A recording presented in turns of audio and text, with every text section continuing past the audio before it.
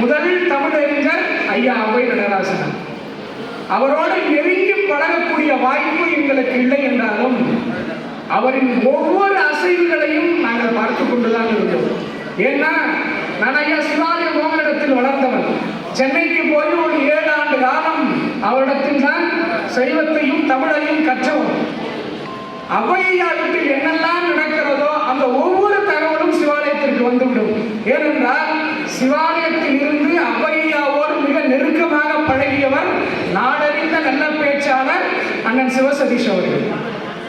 அண்ணன் பிரதாப்புக்கு பிறகு அவர்களுடைய 3 மகன்களுக்கு பிறகு அவ்வையாவோடு மிக நெருங்கி பழகியவர் அண்ணன் சிவசதீஷ் அவர்கள். இறுதி காலத்தில் அவரோடு அதிக நேரம் செலவிட்டவர் அவர்தான்.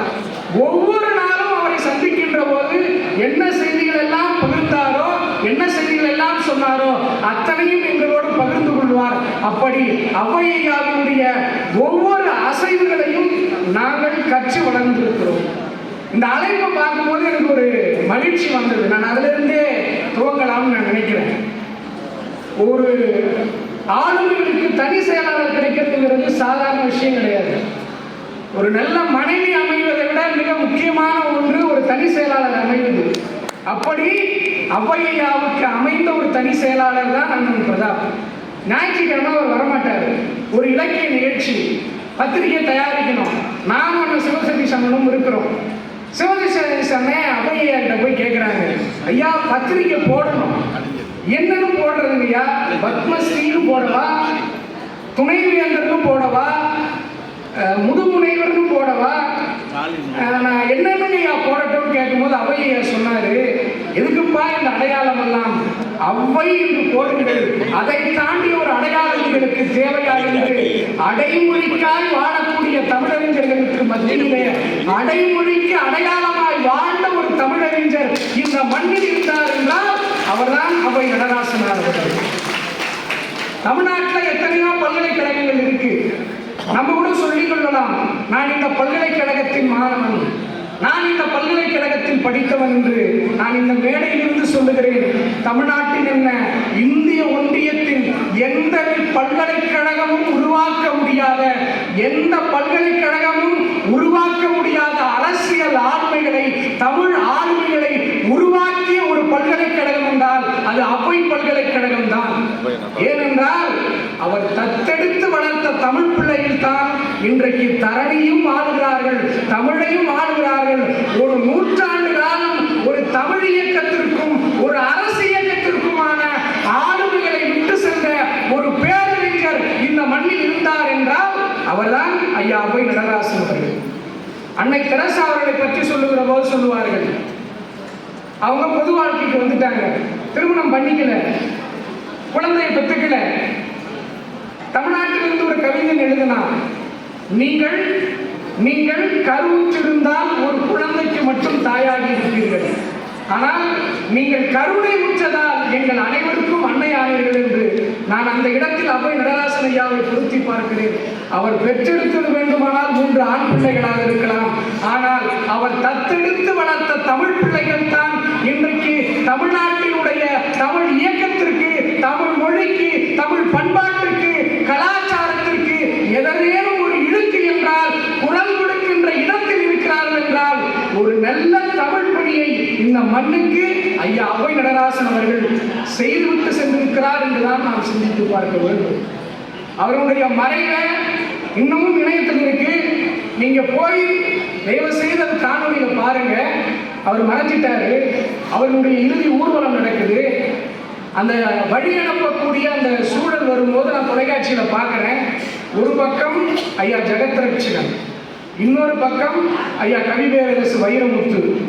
முதல் வரிசையில் 2 பேரும் நிற்கிறாங்க, தோளில் சுமந்து கொண்டு போகிறாங்க. நாம் எல்லாம் எதை நோக்கி ஓடிக்கொண்டிருக்கிறோம்? இங்க இருக்கிற எல்லோரும் இவ்வளவு தூரம் வருவதும் ஓடுவதும் எதற்காக? பணத்தை சேர்ப்பதற்காகவும் புகழை சேர்ப்பதற்காகவும் தான். நான் இப்படி நினைத்து பார்க்கிறேன்.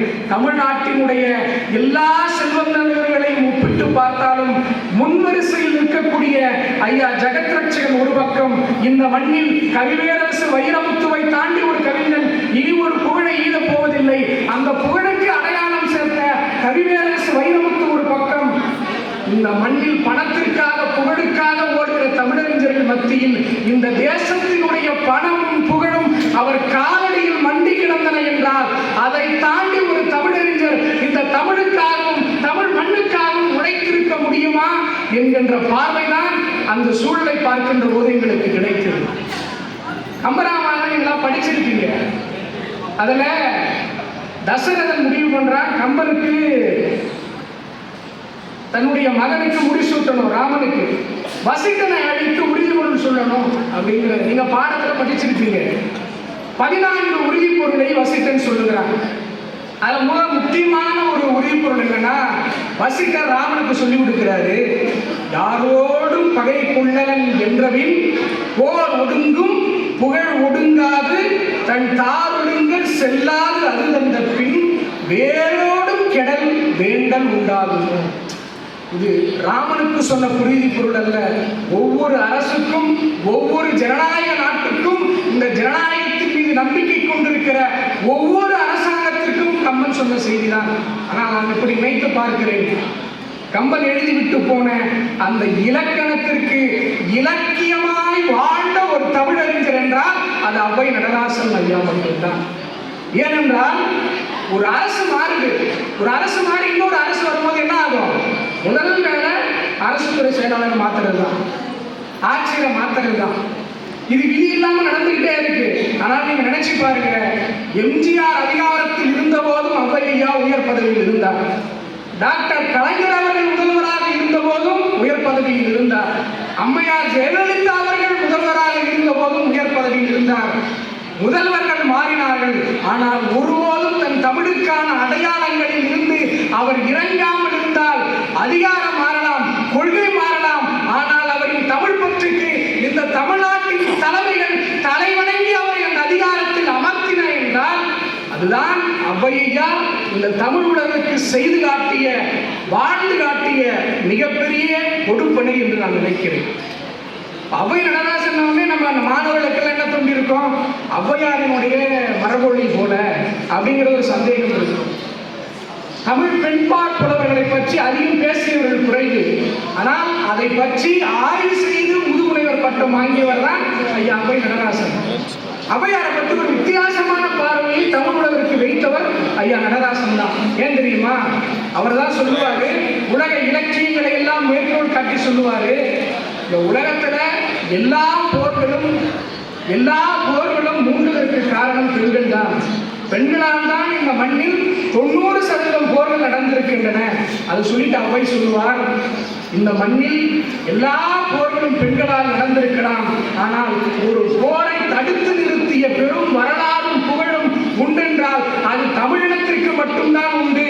அதியமானுக்கும் தொண்டைமானுக்கும் இடையிலே போர் நடந்த போது அதை தடுத்து நிறுத்தியது எங்கள் ஔவை பாட்டி என்றால் உலகத்தின் வரலாறு பெண்களால் போர் சூழ்ந்திருக்கலாம், ஆனால் போரை நிறுத்திய இடத்தில் எங்கள் தமிழ் பெண்கள் இருந்திருக்கிறார்கள் என்று ஔவையை பற்றிய ஒரு புதுமையான பார்வையை தமிழ் சமூகத்திற்கு வைத்தவர் ஐயா ஔவை நடராசன் அவர்கள். இதுபோல 46 பெண்பாற் புலவர்களை பற்றி மிக ஆழமான வரலாற்றை அவர் வைத்ததின் பின்புதான் தமிழ் இலக்கிய போக்கு என்பது தன்னுடைய வாழ்வை இன்னும் விசாலமாக சிந்திக்க துவங்கியது. ஐயா சிவாலய மோகன் சொல்லுவார், இன்னைக்கு தமிழ்நாட்டில் இருக்கிற தமிழ் அறிஞர்களுக்கு இருக்கிற மிகப்பெரிய பிரச்சனை என்ன தெரியுங்களா? நீ பெரியவனா நான் பெரியவனாங்கிறது தான். நீ முதல்ல பேசுறதா நான் முதல்ல பேசுறதாங்கிறது தான். அவர் சொல்லுவாரு, இந்த தீப்பெட்டி பார்த்துருக்கீங்களா? அந்த தீப்பெட்டிக்குள்ள தீக்குச்சி அடைபட்டு கிடக்கும். அதுபோல் தமிழ்நாட்டின் அத்தனை தமிழறிஞர்களும் தன்னுடைய அகங்காரத்தை அடமானம் வைத்துவிட்டு ஒரு தமிழறிஞன் கால்களில் விழுந்து கிடந்தார்கள் என்றால் அது ஔவையின் வீடு மட்டும்தான் என்று சொல்லுவார். ஏன்னா எல்லா தமிழறிஞர்களும் அங்கு இருந்திருக்கிறாங்க. ஔவையாவுக்கு இந்த அமாவாசை படையல் ரொம்ப முக்கியமானது. அமாவாசைக்கு சாமி கும்பிடுவாரு, சாமி கும்பிட்டு எல்லாருக்கும் சோறு போடுவாரு. எங்க ஐயா சிவாலய மோகன் சொல்லுவாரு, நம்ம எவ்வளவுதான் நெருங்கி பழகினாலும் எவ்வளவுதான் அன்பாக இருந்தாலும் நம்ம இந்த கிருத்திகைக்கு படைக்கிறத அமாவாசைக்கு படைக்கிறத நம்முடைய இஸ்லாமிய நண்பர்கள் கொடுத்தா வாங்க மாட்டாங்க, கிறிஸ்துவ நண்பர்கள் கொடுத்தா வாங்க மாட்டாங்க. ஆனால் தமிழ்நாட்டில் மட்டும்தான் ஒரு விதிவிலக்கு இருந்தது. எங்கள் ஔவை நடராசன் அவர்கள் அமாவாசை படைத்து விட்டு சோறு போடுவார். அந்த சோறில் அப்துல் ரஹ்மானும் சாப்பிட்டு இருக்கிறார், அயோத்தியும் சாப்பிட்டு இருக்கிறார், சடகோபனும் சாப்பிட்டு இருக்கிறார் என்றால் அது சமய விருந்து என்பதற்காக வரவில்லை. அந்த சமய விருந்துக்கு பின்னால் இருந்த தமிழ் விருந்துக்காக அத்தனை தமிழறிஞர்களும் அந்த வீட்டு வாசலில் குவிந்து கிடந்தார்கள் என்றால் இதுதான் அவர் இந்த தமிழ் உலகிற்கு வாழ்ந்து காட்டிய மிகப்பெரிய வாழ்க்கை. நம்ம எல்லோரும் சொல்லுவாங்க, நம்ம ஆசிரியர்லாம் நம்மளுக்கு வழி நடத்துவாங்க, பெரியோர்களை துணை கூடல். ஏன் சொல்றாங்க? அவர்கள் இப்படிலாம் போகணும், இப்படிலாம் வாழணும்னு சொல்லி காட்ட மாட்டாங்க. அவர்கள் வாழ்வார்கள், அதை பார்த்து நாம் வாழ வேண்டும். அப்படி ஒரு வாழ்க்கை முறையைத்தான் ஔவையா நமக்கு வாழ்ந்து காட்டினார். நீங்க நல்லா அவரோட பழகியவர்களுக்கு தெரியும். நீங்க நல்ல ஆன்மீகவாதியா இருந்துட்டு நீங்க அவர்கிட்ட போய் உட்காருங்களேன், பெரியார் கேட்கிறதை விட, ஆசிரியர் கேட்கிறதை விட, ஐயா நன்னன் கேட்கிறதை விட மோசமான கேள்வி எல்லாம் கேட்பாரு. நீங்க நல்ல பகுத்தறிவாதியா நாத்திகவாதியா போய் நீங்க ஐயா கிட்ட உட்காருங்க, எல்லா அற்புத செயல்களையும் சொல்லுவாரு, திருநட்பா பத்தி பேசுவாரு. இதனுடைய நோக்கம் என்ன? வந்திருக்கிறவன் ஆன்மீக உணர்வோடு வந்திருக்கிறான், அவனிடத்தில் நாத்திக கருத்தை பேசி அவனுடைய மனதை புண்படுத்த வேண்டும் என்பதல்ல. நாத்திக கருத்தோடு வருபவனிடத்தில் ஆன்மீக கருத்தை கொண்டு போய் சேர்த்து அவனை மனதை சங்கடப்படுத்த வேண்டும் என்பதல்ல. அவர் ஒன்றே ஒன்றுதான் எங்களுக்கு கற்றுக் கொடுத்தார், எது ஒன்றிலும் உறுதியாக இருக்க வேண்டும். உன்னுடைய உணர்வு, உன்னுடைய நம்பிக்கை உனக்கானது.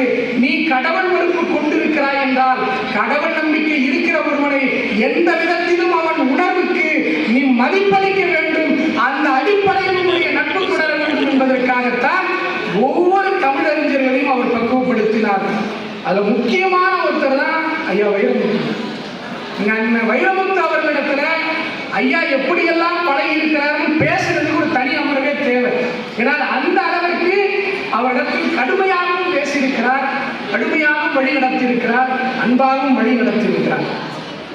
உண்மையாகவே சொல்லணும்னா இந்த தமிழறிஞர்கள் நமக்கு காட்டிவிட்டு போன மிகப்பெரிய ஒரு வாழ்க்கை பாடம். இருக்கிற என் தம்பி தங்கைகள்லாம் இதுவரைக்கும் சொன்ன செய்திகளை கேட்கலாம் பரவாயில்ல, இந்த செய்தி மிக முக்கியமானது. ஐயா இந்த நூற்றாண்டுக்கு விட்டு போன செய்தியா இதை நான் பார்க்கிறேன். அவரின் உயரம் அதிகம், அவர் அடைந்த பதவிகள் அதிகம், அவர் அமர்ந்த சிம்மாசனம் மிகப்பெரியதுதான். ஆனா அவர் வாழ்க்கையில் நடந்த ஒரு சம்பவத்தை நான் சொல்றேன். வானவில் பண்பாட்டு மையம் சென்னையில் ஒரு அமைப்பு இருக்கு. ஐயா ரவி அவர்கள் தான் அதனுடைய பொறுப்பு. இருவருமே அருட்செல்வரோடு பணிபுரிந்தவர்கள். ஒரு கொஞ்ச காலம் அபையாவுக்கும் அண்ணன் மாணவன் ரவி அவர்களுக்கும் இடையில ஒரு பிரச்சனை, மனக்கசப்பு, ரெண்டு பேரும் பேசிக்கல. ஆனால் ரெண்டு பேருமே அருட்செல்வர் நடத்தக்கூடிய ராமலிங்கர் பணிமன்ற விழாவுக்கு வருவாங்க. அப்படி வராங்க, ஒரு வருஷம் பேசிக்கல, ரெண்டு பேரும் சந்திக்கிறாங்க. நடுவுல ஐயா சுகிசிவம் இருக்கிறாரு, இந்த பக்கம் அண்ணன் மாணவன் ரவி இருக்கிறாரு, அந்த பக்கம் அபை நடராசன் ஐயா உட்கார்ந்து இருக்கிறாரு. ரவி அண்ணன் வந்துட்டாரு, ஒரு வருடமா பார்க்கல, பேசல, கையை பிடிச்சுக்கிட்டு அவையா சொல்றாரு, ஆறார் எது சொன்ன போதும் யாழா முழவோடு போதும், ஆறார் எது சொன்ன போதும் யாழா முழவோடு போதும். யாழ் ராகத்தை உருவாக்கும், முழவு தாளத்தை உருவாக்கும். தாளமும் ராகமும் சண்டையிட முடியாது. தாளம் ஒரு பக்கம், ராகம் ஒரு பக்கம் வந்தால் தான் இசை வெல்லும். அதுபோல் நான் உன்னை பத்தி சொல்லியிருப்பேனா, ரவின்னு சொன்னாரு, காலை பிடித்துக் கொண்டு கதறி அழுதார். அதை அப்படியே அந்த மேடையில் சுகிசனம் வெளிப்படுத்தினார். நீங்கள் நன்றாக சிந்தித்து பார்க்க வேண்டும். அவரின் உயரத்திற்கு அவர் இறங்கி வர வேண்டிய தேவையில்லை. தன்னோடு பழகிய, தன்னோடு வயதில் குறைந்திருந்தவர்களை கூட தன்னோடு இணக்கமாய் வைத்துக் கொள்ள வேண்டும் என்று அவர் எடுத்த முடிவு இருக்கிறது பாருங்க. அது போன்று ஒரு தமிழறிஞர் இந்த மண்ணில் கிடையாது. நீங்க யார் பாருங்க, ஒரு டிரைவர் வராரு, ராஜான் தான் கூப்பிடுவாரு. நான் போனா ராஜான் தான் கூப்பிடுவாரு. இயக்குனர் வந்தாலும் ராஜான் தான் கூப்பிடுவாரு. முதல்வர் வந்தாலும் ராஜான் தான் கூப்பிடுவாரு. வேந்தர்கள் வந்தாலும் ராஜான் தான் கூப்பிடுவாரு. எல்லாரையும் ராஜாக்களாக பார்த்த ஒரே சக்கரவர்த்தி ஐயா அபை நடராசன் இருக்கார். ஏன்னா அந்த அளவிற்கு அன்பையும் அந்த அளவிற்கு வாழ்க்கையும் அடுத்த தலைமுறைக்கு கொடுத்தவர் தான் அபை நடராசன் அவர்கள். அதே இலக்கிய மன்றம், ராமலிங்கர் பணிமன்றத்தில் நடந்த ஒரு முக்கியமான செய்தி நீங்க கேட்கணுங்கிறதுக்காக சொல்றேன். எல்லோரும் தமிழ் பணி ஆற்றுகிறோம். ஒரு தமிழ் பணி எப்படி செய்யணும்? நம்ம இடத்துல ஒரு பொறுப்பு கொடுக்குறாங்க, தமிழ் என்கிற உணர்வு இருந்து விட்டால் போதுமானதா? ஒரு அமைப்பை எப்படி நடத்த வேண்டும் என்கிற உறுதிப்பாடையும் நம்ம அவைய இடத்துல தான் கற்றுக்கணும். அருட்செல்வர் அந்த பணியை அவர் இடத்துல கொடுக்கிறாரு, ராமலிங்க பணிமன்றத்தை அவர் கையில் ஒப்படைக்கிறாரு. காந்தி வரலாறு விழாவை நீங்க நடத்தணும்னு தமிழறிஞர்களுக்கெல்லாம் தெரியும். 10 நாள் நடக்கும் காந்தி வரலாறு விழா சென்னையில் ராஜேஸ்வரி கல்யாண மண்டபத்தில், ஏவிஎம் ராஜேஸ்வரி மண்டபத்தில் நடக்கும். ஒரு பக்கம் காந்தியின் புகழ் பாடுகிற, இன்னொரு பக்கம் வள்ளலாரின் புகழ் பாடுகிற, இருவரையும் சேர்த்து பார்க்கக்கூடிய 10 நாள் விழா அந்த விழா. அவையா என்ன பண்றாரு, அதனால் வரை அங்கீகரிக்கப்படாமல் இருக்கிற சுதந்திர போராட்ட தியாகிகளை எல்லாம் மேடையேற்று கொண்டு வந்து நிற்கிறார். இப்ப சமய கூட்டம்னா அன்றைய நாளில் சமயத்தில் மிக சிறப்பாக இருக்கக்கூடிய பேச்சாளர்லாம் அழைத்து வராங்க. அப்படி ஒரு நாள் 2 பேச்சாளர் வராங்க. ஒருவர் காந்தியோடு மிக நெருங்கி பழகிய, திரிவிக்காவோடு மிக நெருங்கி பழகிய சோமயாஜுலு, சுதந்திர போராட்ட தியாகி. ராஜாஜியோடு மிகப்பெரிய அளவில் பழகியவர், தமிழ்நாட்டில் காங்கிரஸ் பேர் இயக்கத்தினுடைய முன்னோடி சோமயாஜுலு, அவர் வராது. இன்னொரு பக்கம் அன்றைக்கு சமய பிரசங்கம் செய்வதற்கு கிரிதாரி பிரசாத், இங்க இருக்கிற தமிழறிஞர்களெல்லாம் தெரியும் என்று நினைக்கிறேன். சமயத்தில் பிரசங்கத்தில் அவரை மிஞ்சிய ஒரு பேச்சாளர் அந்த காலகட்டத்தில் கிடையாது. சோமயாஜுலு பேச வராரு, கிரிதாரி பிரசாதும் பேச வராரு. அவை எதிர்பார்க்கிறது, மக்கள் எல்லோரும் கிரிதாரி பிரசாத் பேசணுங்கிறத எதிர்பார்க்கிறாங்க. ஏன்னா நீங்க புகழ்பெற்ற ஒரு பேச்சாளர், சோமயாஜுலு பேச்ச கேட்கறதுக்கு யாரும் விரும்பல. எல்லாரும் குற்றம் போடுறாங்க, எல்லாரும் சண்டையிடுறாங்க. அவர் பேச்சை யாரும் கேட்க முடியல. சோமயாஜுலு ஒரு 5 நிமிடம் தான் பேசுறாரு, பேசி முடிச்சுட்டு போய் உட்கார்ந்துடுறாரு. அந்த நிகழ்ச்சியை ஒருங்கிணைத்த கடப்பாடு அவையாவுக்கு இருக்கு. மேடைக்கு வந்துவிட்டு சொல்லுகிறார், இந்த மண்ணில் இத்தனை ஆண்டு காலம் தமிழ் வளர்த்து தமிழை சொல்லி நாங்கள் என்ன லாபத்தை அடைந்து விட போகிறோம்? ஒரு தமிழறிஞருக்கு கொடுக்க வேண்டிய மரியாதையை தாண்டி ஒரு தேசியவாதிக்கு கொடுக்க வேண்டிய மரியாதையை இந்த அவை அவமதித்திருக்கிறது என்றால், இத்தனை நாட்கள் இந்த அவை நடந்ததற்கான எந்த பொருட்டையும் நாங்கள் பெறவில்லை என்றே கருதுகிறோம். இந்த தேசத்திற்காக உழைத்த ஒரு தேச தியாகிக்கு கொடுக்க வேண்டிய மரியாதையை கொடுக்காமல் ஒரு சமய பிரசங்கத்தை கேட்டு நீங்கள் என்ன செய்ய போகிறீங்கன்னு பேசி முடிச்சுட்டு கடைசியா ஒரு 5 நிமிடம், அந்த 5 நிமிடம் அவை சொல்றாரு, நீங்கள் எதிர்பார்த்த கிரிதாரி பிரசாத் வந்து பேசி 5 நிமிடத்திற்குள் தன் பேச்சை முடிவு செய்து கொள்வார் என்று கிரிதாரி பிரசாத் வருகிறார். வந்து அன்றைக்கு சமய பிரசங்கம் நடக்கவில்லை, மாறாக அந்த 5 மணித்துளிகளும் அந்த தேச தியாகியை பற்றி, சுதந்திரத்திற்காக போராடிய ஐயா சோமராஜுவை பற்றி பேசுகிறார் என்றால், அவர் வாழ்ந்து காட்டிய விதம் இதுதான். தமிழ் வழி ஆட்சியவர் தான், இந்த மண்ணினுடைய அரசு இயந்திரத்தோடு இணங்கி பயந்தவர் தான். ஆனால் ஒரு தேசியவாதிக்கு கொடுக்க வேண்டிய மரியாதையை இந்த தமிழ் மண் என்றைக்கும் கொடுக்கும். தமிழ் மண் ஒருபோதும் தேசியத்திற்கு எதிரானது இல்லை என்பதை அரை நூற்றாண்டுகளுக்கு முன்பிருந்தே பின்பற்றி வந்த நிலம் இந்த நிலம் என்பதை அவ்வை நடராசன் ஐயா அவர்களுடைய வாழ்க்கை நமக்கு காட்டுகிறது. இன்னும் சொல்ல போனால், இலக்கியத்திற்கும் தேசியத்திற்கும் இடையிலே பாலம் அமைத்த 2 தமிழறிஞர்களில் அவரும் ஒருவர் என்றே நாம் சொல்லலாம். இந்த அளவுக்கு அவர் உயர்ந்ததற்கான காரணம் என்ன?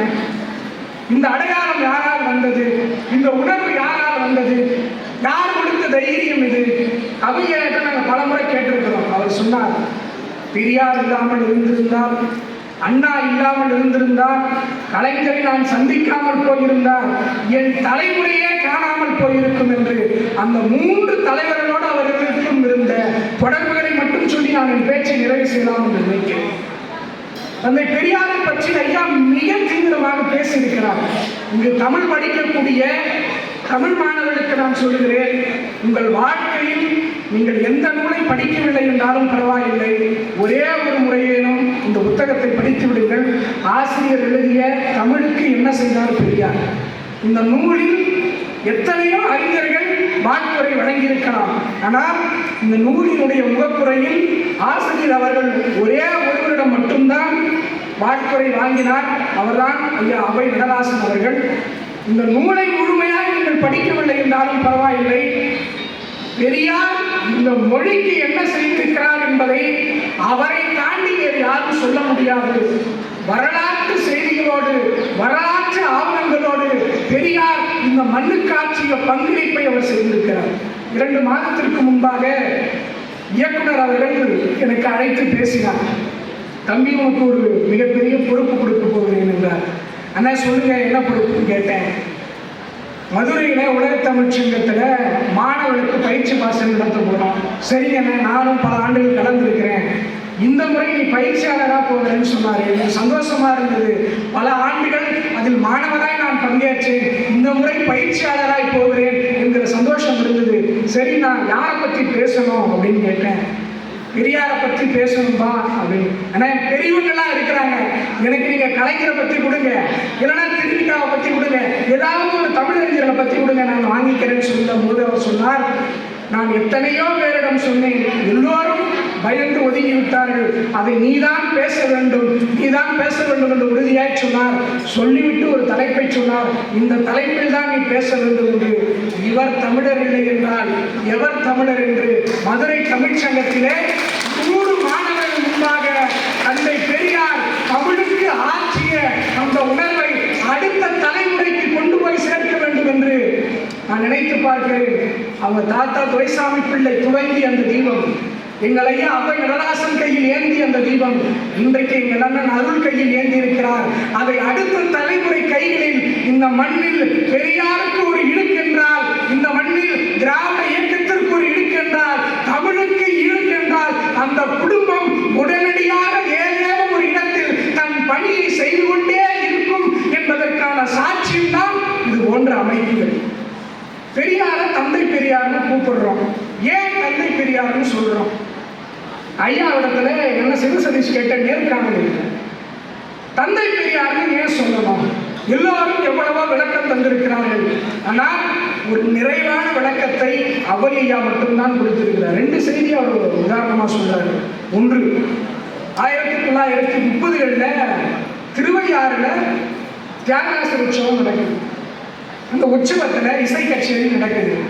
இசை கச்சேரிக்கு யார் பாட வராங்கன்னு கேட்டீங்கன்னா தண்டபாணி தேசிகர் பாட வர்றாரு. ரொம்ப அதிக நேரம்லாம் இல்லை, 5 மணித்துளிகள் தான் அவர் ஒதுக்கப்படுது. சித்தி விநாயகரை பாடல் பாடுறாரு, பாடிட்டு உட்கார்ந்துடுறாரு. தண்டபாணி தேசிகரை பற்றி இருக்கிறவர்களுக்கு எல்லாம் தெரியும். தமிழின் அடையாளம், தமிழ் இசையின் வடிவம், இந்த மண்ணின் தமிழ் இசை கூறுகளை புகழானந்த அடிகளுக்கு பின்பாக இந்த மண்ணில் தமிழ் இசையை மேடைதோறும் விளங்கிய தமிழ் பேராசான், தமிழ் பேரறிஞர் தியாகராசர் உற்சவத்தில் 5 நிமிடம் சித்தி விநாயகரை பாடலை பாடிட்டு போய் உட்கார்றாரு. அதற்கு பிறகு சிறப்பு அழைப்பாளராக ஆரியக்குடி ராமானுச ஐயங்கார் வராரு. வந்துட்டு சொல்றாரு, என்னை நீங்கள் அழைத்தீர்கள், நான் எவ்வளவோ பணிகளுக்கு மத்தியில் வந்திருக்கிறேன். ஆனால் தண்டபாணி தேசிகர் பாடி இந்த சன்னிதானத்தை அவமானப்படுத்தி விட்டார், தீட்டுப்படுத்தி விட்டார். ஆனால் இதுபோல் ஒரு மேடையில் இனி நான் பாட மாட்டேன் என்று சொன்னார். எந்த தமிழறிஞர்களும் பேசல, தமிழ் இசை மேடையில் எந்த கண்டன குரலையும் அறிவிக்கவில்லை. ஆனால் தந்தை பெரியார் தான் சொன்னார், இந்த மண்ணில் தமிழுக்காய் பாடுபட்ட அவருக்கு கண் நம்பிக்கை கிடையாது, இசை மேல நம்பிக்கை கிடையாது, இசை பாடல் மேல நம்பிக்கை கிடையாது.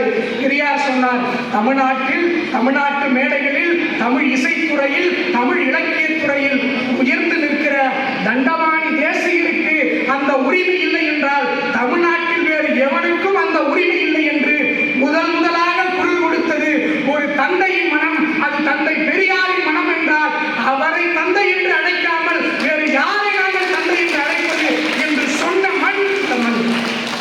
2வது மிக முக்கியமான ஒரு செய்தியை நம்ம பார்க்கணும். அவையை என்ன சொல்றாரு, இந்த புத்தகத்தில் குறிப்பிட்டிருக்கிறாரு, தமிழுக்காய் பாடுபட்டன்னு சொன்னாங்க, தமிழுக்காய் உழைத்தன்னு சொன்னாங்க. அந்த தமிழறிஞர்கள் நடத்திய பத்திரிகையின் பேரெல்லாம் தெரியுமான்னு குறிப்பிடுறாரு. தேசபக்தன், நவசக்தி, லோகாபுரி, சுயராஜ்யம். அவையா கேட்கிறார், தமிழுக்காய் பாடுபடுவேன் என்று சொன்ன தமிழறிஞர்களின் பத்திரிகைகள் எல்லாம் சமஸ்கிருதத்தில் இருக்கிறது.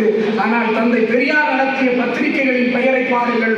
குடியரசு, உண்மை, பகுத்தறிவு, புரட்சி, விடுதலை என்று மான உணர்வோடு தந்தை பெரியார் தான் ஒரு மான தமிழனாக இந்த மண்ணிலே பத்திரிகை நடத்தி தமிழ் உணர்வை விளங்கித்தார் என்றால் அவரை தந்தை என்று அழைக்காமல் நாங்கள் யாரை தந்தை என்று அழைப்பது என்று இந்த தமிழ் சமுதாயத்திற்கு தந்தை பெரியார் என்று நாங்கள் ஏன் அழைக்கிறோம் என்ற ஒரு அடையாளத்தை, ஒரு வரலாற்றை தமிழ் சமுதாயத்திற்கு வழங்கியவர் ஐயா அவை நடராசன் அவர்கள்.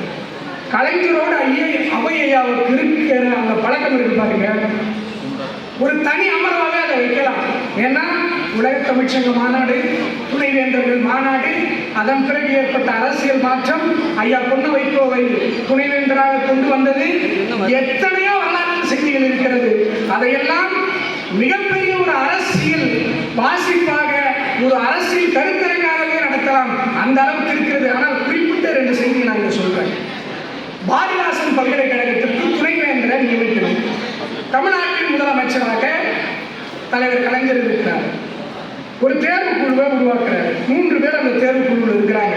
ஒருவர் தஞ்சை பல்கலைக்கழகத்தின் துணைவேந்தராக இருந்த அவ்வை நடராசன், இன்னொருவர் அண்ணாமலை பல்கலைக்கழகத்தை சார்ந்த வரலாற்று பேராசிரியர், பாரதிதாசன் பல்கலைக்கழகத்தை சார்ந்த வரலாற்று பேராசிரியர்.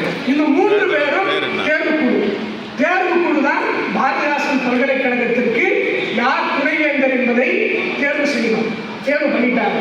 தேர்வு பண்ணிட்டு அவ்வை ஐயாவும் அந்த 2 பேராசிரியர்களும் கலைஞரை போய் சந்திக்க போறாங்க. கலைஞர் இருக்கிறாரு, 3 பேர் ஒரு பக்கம் இருக்கிறாங்க. அன்றைக்கு கல்வித்துறை அமைச்சராக இருந்த ஐயா பொன்முடி ஒரு பக்கம் இருக்கிறாங்க.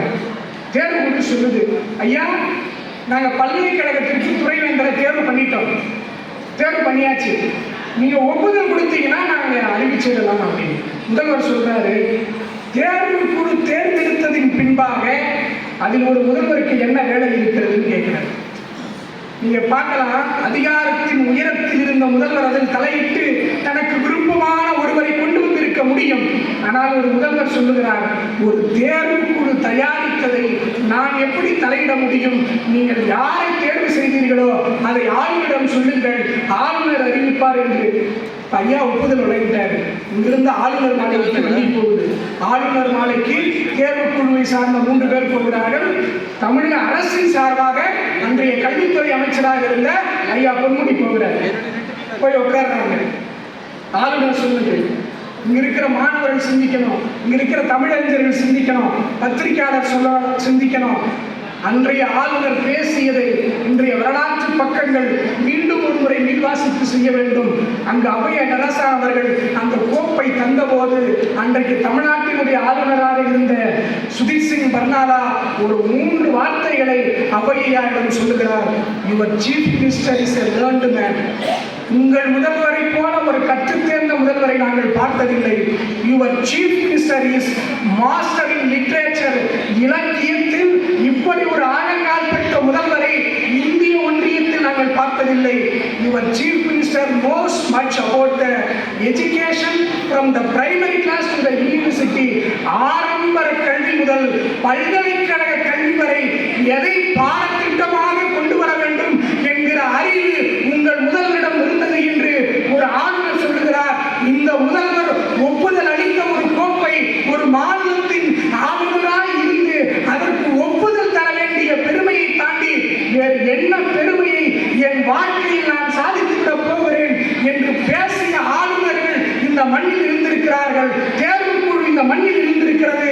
தேர்வு குழு தேர்ந்தெடுத்த ஒரு துணைவேந்தரை எந்த அதிகாரத்தையும் தலையிடாமல் கல்வித்துறை அமைச்சர்கள் அனுமதித்திருக்கிறார்கள், ஒரு மாநிலத்தின் முதல்வர் அனுமதித்திருக்கிறார்கள் என்றால் அதுதான் தமிழ்நாட்டின் வரலாறு, அதுதான் தமிழ்நாட்டின் ஜனநாயகம் என்பதை இன்றைய ஆளுநர்கள் புரிந்து கொள்ள வேண்டும் என்பதுதான் நம்முடைய பார்வை. இன்னும் முக்கியமான ஒரு விஷயம், அப்படி அவர்கள் பாடுபட்டு துணைவேந்தராக கொண்டு வந்தது யார தெரியுங்களா? அன்றைக்கு முன்னாள் முதல்வர் அம்மையார் ஜெயலலிதா அவர்களால் தமிழ் இணைய பல்கலைக்கழகத்தின் வேந்தராக இருந்து பதவி நீக்கம் செய்யப்பட்ட ஐயா பொன்ன வைகோ அவர்கள் தான் பாரதிதாசன் பல்கலைக்கழகத்தினுடைய துணைவேந்தராக வந்தார். தமிழுக்கு இடுக்கு என்று வருகிற போது அதை தாங்கி நிற்கிற இடத்தில் முத்தமிழறிஞர் டாக்டர் கலைஞரின் அரசு என்றைக்கும் இருந்திருக்கிறது என்பதை அவ்வையா தன்னுடைய ஒவ்வொரு பணிகளிலும் வெளிப்படுத்தியிருக்கிறார்.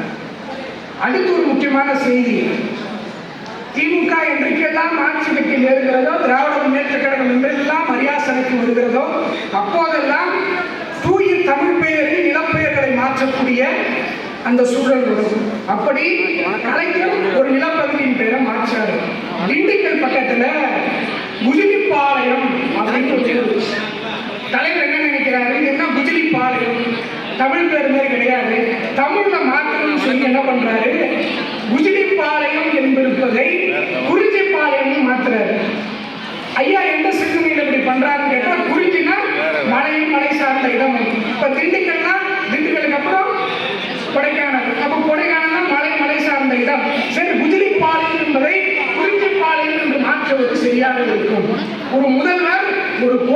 தயார் செய்து தமிழ் வளர்ச்சித்துறைக்கு அனுப்பி வைக்கிறார். அந்த கோப்புக்கு கையெழுத்து போடாமல் அவையா நிறுத்தி வைக்கிறார். முதல்வரிடத்துல கேட்கிறாரு, குறிஞ்சிப்பாளையம் போடலாம், ஆனாலும் குறிஞ்சிப்பாளையம் என்று இருப்பதை குயிலப்பாளையம் என்று மாற்றினால் நன்றாக இருக்கும் அப்படின்னு கேட்கிறார். ஏங்க, குறிஞ்சிப்பாளையத்தை விட ஒரு நல்ல தமிழ் இருந்த போதுதான், மலை சார்ந்த இடம் தானே.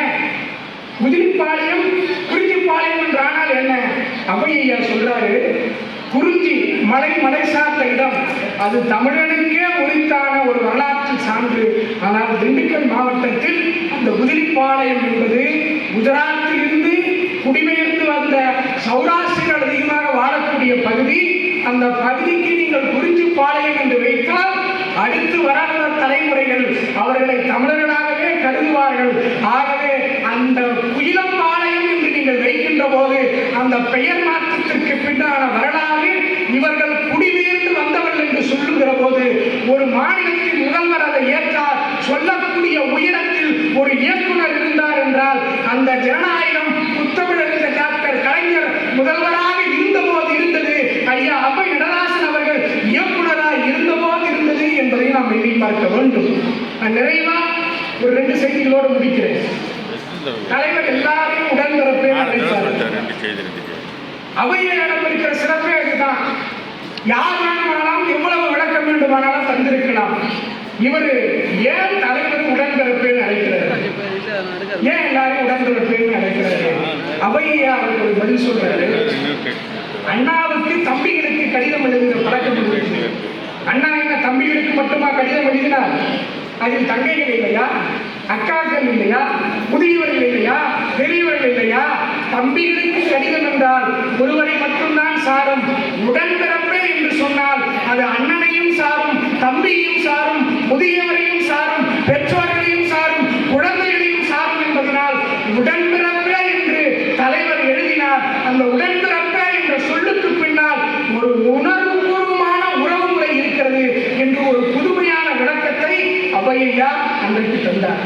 நான் நிறைவாக ஐயா கவிப்பேரரசு வைரமுத்து சொன்ன அந்த 2 செய்திகளோடு என்னுடைய பேச்சை நிறைவு செய்யலாம் என்று நினைக்கிறேன். ஒரு தமிழாசிரியர் எப்படி இருக்கணும் அப்படிங்கிறதற்கான சாட்சி ஐயா அவை நடராசன் தான். ஐயா வைரமுத்து அவர்கள் சென்னை பச்சையப்பன் கல்லூரியில் தமிழ் படிச்சுட்டு இருக்கிறாரு. அப்போ தமிழரசு ஐயா மாப்போசி நடத்திய தமிழரசு இதழ் வருது. அதுல ஒளிப்பூக்கள்னு ஐயா வைரமுத்து ஒரு கவிதை எழுதுறாரு. கவிதையை ஐயா படிச்சிடுறாரு, பிடிச்சு போகுது.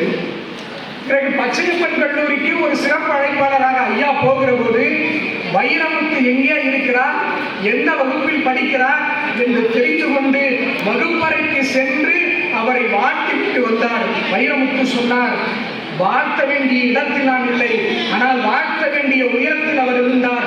அடுத்த தலைமுறை கைகளில் தமிழ் போய் சேர வேண்டும் என்று அந்த தமிழாசானுக்கு இருந்த உணர்வுதான் இந்த மண்ணில் வைரமுத்துவை போன்ற பல தமிழ் கவிஞர்களை உருவாக்கியது என்றால் அதுதான் அவையா இந்த தலைமுறைக்கு விட்டு சென்ற மிகப்பெரிய பாடம். அவர்களுடைய மறைவின் போது ஐயா வைரமுத்து இப்படி சொல்லி முடித்தார். நான் அதையே சொற்களோடு முடிவு செய்யலாம் என்று நினைக்கிறேன். தமிழ் படித்தவனுக்கு இந்த மண்ணிலே சாவு கிடையாது. ஒருவேளை அவர்கள் செத்துவிட்டு போனால் அந்த உடல் ஒன்று மண்ணுக்கு போகும், இல்லை என்றால் நெருப்புக்கு போகும். அந்த உடலோ அந்த மண்ணோ அந்த நெருப்போ உடலுக்கு வேண்டுமானால் ஊறு செய்ய முடியும். ஆனால் அவன் படைத்த தமிழுக்கு இந்த மண்ணும் ஊறு செய்ய முடியாது, அந்த நெருப்பும் ஊறு செய்ய முடியாது. தமிழ் உள்ளவரை, தமிழர்கள் உள்ளவரை, தமிழ் பண்பாடு உள்ளவரை, தமிழ் இலக்கியம் உள்ளவரை, தமிழ் மேடைகள் உள்ளவரை, காலம் உள்ளவரை அவ்வை என்கிற பெயர் இந்த மண்ணின் ஒவ்வொரு இலக்கிய மேடைகளிலும் ஒழித்து கொண்டே இருக்கும் என்று சொன்னார். அவர் கிராமப்புறங்களிலிருந்து சென்னைக்கு வந்தவர், மிக கடுமையான பழக்கங்களை கொண்டவர், அதிகமாக கோபப்படுவார், நெருங்கி பழகியவர்களுக்கு தெரியும். வைரமுத்து ஐயா சொன்னார், நான் இரும்பாக இருந்தேன், என்னை ஆயுதமாய் மாற்றினார். நான் கல்லாக இருந்தேன், என்னை சிலையாக மாற்றினார். நான் நரம்பாக இருந்தேன், என்னை வீணையாக மாற்றினார். நான் சொல்லாக இருந்தேன், என்னை கவிதையாக மாற்றினார். அப்படி இந்த மண்ணுக்கு அவர் இருந்த தமிழ் பரம்பரைகள் ஏராளம். இன்னும் பல தலைமுறைக்கு அந்த தமிழ் பணியை இன்றைக்கு தமிழ் வளர்ச்சித்துறை இயக்குநராக இருக்கிற அந்த நருள் அவர்கள் முன்னெடுத்து செல்வார்கள் என்று சொல்லி இந்த நல்லதொரு வாய்ப்புக்கு வாய்ப்பு வழங்கிய தமிழ் வளர்ச்சித்துறையினுடைய மண்டல இயக்குனர் அவர்களுக்கும் கல்லூரியுடைய முதல்வர் அவர்களுக்கும் இதுதான் என்னுடைய பேச்சை சிறுமிடித்து கேட்ட என் தம்பிகளுக்கும் அரங்கத்தினுடைய முன்வரிசையில் அமர்ந்திருந்த தமிழ் பேரறிஞர்களுக்கும் என்னுடைய